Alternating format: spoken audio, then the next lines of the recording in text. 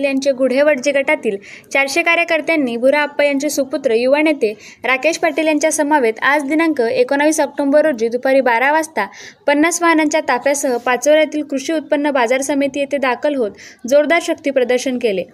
यावेळी आमदार किशोरप्पा पाटील यांची भेट कार्यकर्त्यांनी घेत गुढेवडजी गटाचे उत्तम भविष्य आणि सर्वांगीण विकासासाठी संजय श्रावण पाटील उर्फ भुरा आप्पा यांना शिवसेना शिंदे गटातर्फे या गटाची उमेदवारी देण्यात यावी असा गळ घालण्यात आला। यावेळी आमदार किशोरप्पा पाटील यांनी त्यांचे म्हणणे ऐकून घेत अजून तिकीट कुणालाही जाहीर करण्यात आलेले नाही, आपल्या या मागणीचा विचार केला जाईल, योग्य वेळी आपल्या सर्वांच्या सहमतीने निर्णय घेऊच या गटाचे तिकीट जाहीर होईल असे प्रतिपादन केले। मी पहिल्यांदा आपल्याला सगळ्यांना येणाऱ्या दीपावलीच्या मनापासून शुभेच्छा देतो। आपलं सगळ्यांचं अभिनंदन करतो। परमेश्वर आपली ही दिवाळी आपल्या आयुष्यात प्रकाशमय हो ही परमेश्वर चरणी प्रार्थना करतो। आपल्या सगळ्यांचं अभिनंदन करतो की या सप्टेंबर महिन्यामध्ये जी अतिवृष्टी आपल्या पाचोरा आणि भडगाव मतदारसंघामध्ये झाली ती इतकी भयावह होती की आपल्या सगळ्यांचं पीक उत्पन्न हे 50% पेक्षा कमी आलं। त्याच्यामुळे प्रत्येक शेतकरी आज संकटात आहे। तो आपल्या शेती व्यवसायामध्ये किमान 5 वर्ष मागे पडलेला आहे आणि या सगळ्या गोष्टींचा सारासार विचार करून आपल्या युतीच्या सरकारने आपला हा पाचोरा आणि भडगाव तालुका सरसकट ओला दुष्काळ जाहीर करून कालपासून आपल्या सगळ्यांच्या खात्यांवर पैसा यायला सुरुवात झाली। त्याच्यामुळे जी अंधकारात असलेली आपली दिवाळी ही किमान काही प्रमाणात आपली उजेडात होईल। आपल्या आयुष्याला किंवा ह्या वर्षाला काही ना काही प्रमाणात आधार देण्याचं काम आपल्या या युतीच्या सरकारने केलं। त्यामुळे आपल्या सगळ्यांच्या वतीने मी पहिल्यांदा आपल्या युतीच्या सरकारचे या राज्याचे मुख्यमंत्री आदरणीय फडणवीस साहेब आणि एकनाथजी शिंदे साहेब, आदरणीय अजितदादा पवार साहेब यांचे सगळ्यांचे तुमच्या सगळ्यांच्या वतीने मी मनापासून आभार मानतो।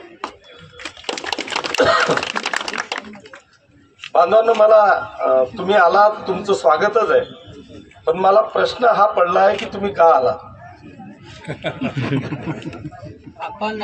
तुम्हाला शंका का आहे? भुराप्पा आपले रनिंग जिल्हा परिषद सदस्य आहेत, त्यांचं कार्य मला माहिती आहे। अजून आपली उमेदवारी जाहीर झालेली नाही, पण भुराप्पांवर तुम्हाला शंका का आली की तिकीट मिळणार नाही? आपल्यामध्ये आपल्याला सगळ्यांना उमेदवारासहित जनतेला आत्मविश्वास असला पाहिजे की आपलं कार्य असं आहे की आपल्या कार्याला डोळ्यासमोर ठेवून कुठल्याही परिस्थितीत आपला प्रमुख आपली उमेदवारी निश्चित करेल। आता असा आत्मविश्वास मला वाटतं आपल्याला सगळ्यांना असला पाहिजे।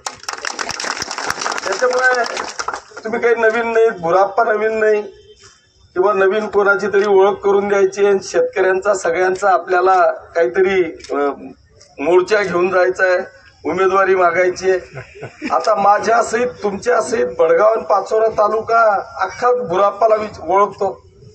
त्याच्यामुळे आज मला असं वाटतं की आपण सगळेजण जी काय परिस्थिती आपली निर्माण झालेली आहे म्हणण्यापेक्षा आपण निर्माण केलेली आहे।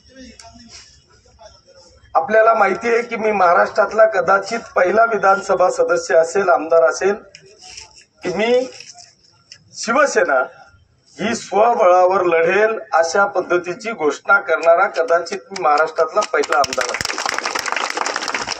त्याचं कारणही तसं आहे। ते कारण आपल्याला सगळ्यांना माहिती आहे की आपल्या पाचोरा भडगाव मतदारसंघ म्हणण्यापेक्षा जळगाव लोकसभा मतदारसंघामध्ये गेल्या 25 वर्षापासून जे लोकसभेमध्ये भारतीय जनता पक्षाचे खासदार पदाचे उमेदवार असतील त्या प्रत्येक उमेदवाराला कदाचित कोणीच पाहिलं नाही, तरी सुद्धा तमाम शिवसैनिकांनी अतिशय प्रामाणिकपणे कुठेही गद्दारी न करता, कुठेही गद्दारीचा डाग न लागू देता 100% प्रामाणिकपणे काम केलं। महाराष्ट्रात अनेक ठिकाणी पडझड झाली, पण जळगाव जिल्ह्यातल्या दोघही जागा भारतीय जनता पक्ष महायुतीच्या लोकसभेच्या आपण निवडून दिल्या, याच्यात सिंहाचा नसेल पण 100% खारीचा वाटा हा आपल्या तमाम शिवसैनिकांचा त्या ठिकाणी होता. असं असताना सुद्धा प्रत्येक विधानसभेला गेल्या 10 वर्षापासून मी पाहतोय की 10 वर्ष झाली माझ्या विरोधात भारतीय जनता पक्षाचा उमेदवार टाकायचा, त्याला रसद पुरवायची, त्याला कानाकोपऱ्यातून पाठबळ द्यायचं आणि हे सगळं चित्र फक्त मला कॉर्नर करण्यासाठी, मला घेरण्यासाठी, तुमच्या हक्काची शिवसेनेची जागा पाडण्यासाठी हे गेल्या 10-15 वर्षापासून षडयंत्र आपण पाहतोय. मग हे जर का आपल्या सगळ्यांच्या डोळ्यासमोर असेल तर मग हे किती दिवस आपण सहन करायचं, हा प्रश्न माझ्या समोर होता. आज आपल्या सगळ्यांच्या विश्वासावर ते एवढ्यावर थांबले नाही, तर जे जे लोक माझ्या विरोधात लढले या सगळ्यांना माझा आणखी पुढच्या पंचवार्षिकला काटा काढण्याच्यासाठी यांना सगळ्यांना पुन्हा भाजपमध्ये घ्यायचं आणि पुन्हा अशाच पद्धतीची रणनीती चालायची. आणि म्हणून मी कुठलाही मागचा पुढचा विचार न करता, मला माहिती आहे की माझ्या पाचोरा आणि भडगाव मतदारसंघातल्या जनतेने यांनी कितीही प्रयत्न केला तर त्याच्यापेक्षा जास्त लीडनी तिसऱ्यांदा मला 40,000च्या फरकाने निवडून दिलाय. एवढा विश्वास या जनतेचा माझ्यावर असताना मी पुन्हा माझ्या विरोधात लढलेल्या लोकांच्या बरोबर युती करणं हे माझ्या डिक्शनरीमध्ये, माझ्या विचारांना हे सहमत देणारं नव्हतं. आणि म्हणून आज आपण 100% स्वतः लढण्याचा निर्णय घेतलेला आहे. जर मी युती केली, पहिलेच युती नसतानाही एवढी मारामारी आहे. जर युती केली तर काही जागा त्यांना द्यायच्या, ताकद आपली आहे, शिवसेनेची आहे, शिवसैनिकांची आहे, जनता माझ्या सोबत आहे.